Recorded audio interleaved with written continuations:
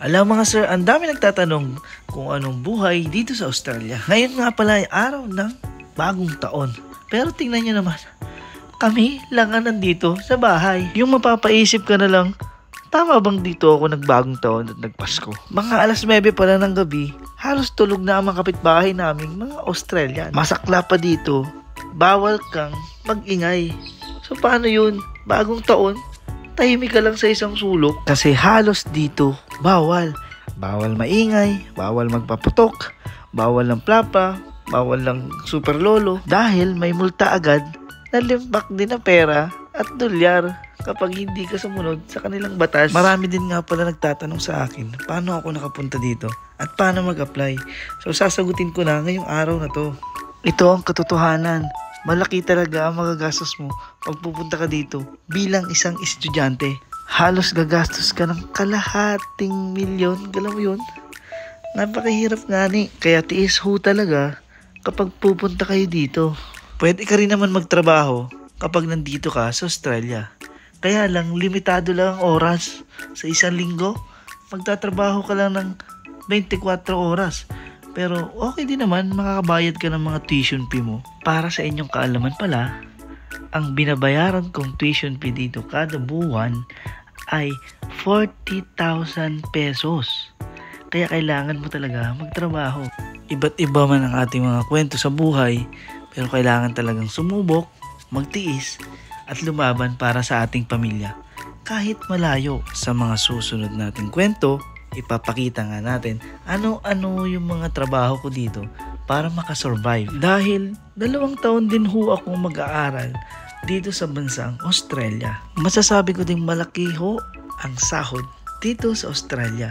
Dahil pwede kang kumita ng 100,000 pesos hanggang 250,000 pesos kada buwan. May engganyo talaga kayong pumunta.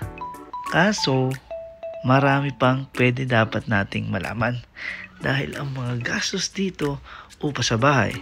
Kung ikaw estudyante, tuition fee, pamasahe, at lahat pa ng mga bilihin dito ay dolyar din.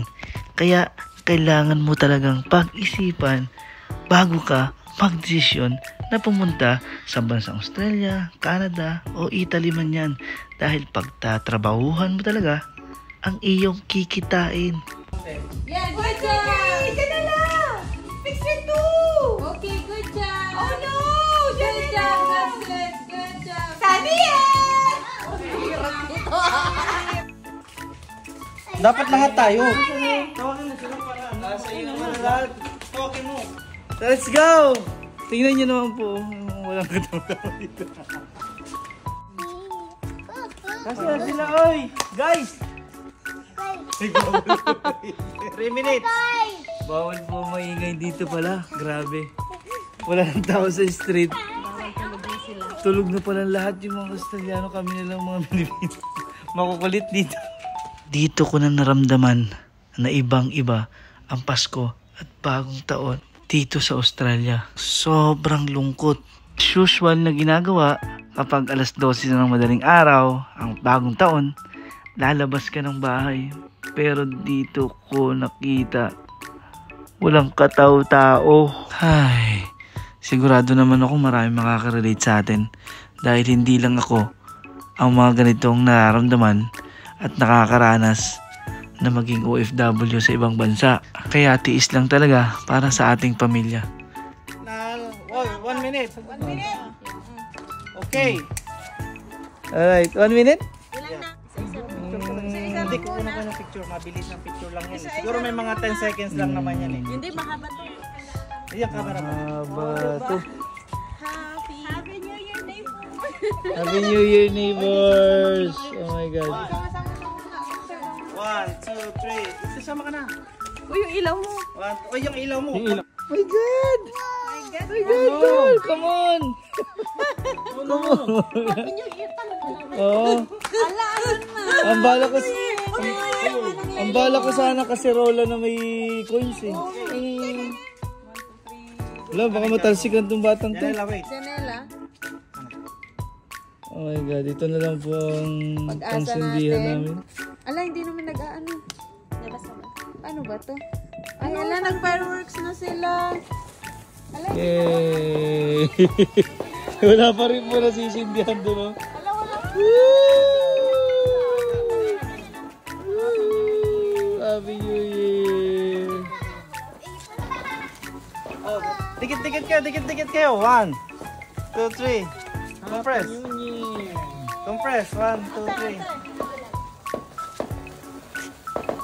Happy New Year! Happy New Year! Anong ko? Yan na lang. Ay, kayong dalawa. Mommy, see that board. Merry Christmas and Happy New Year po sa ating lahat, mga sir. Masasabi ko, iba ang saya kapag kabiling mo ang iyong pamilya.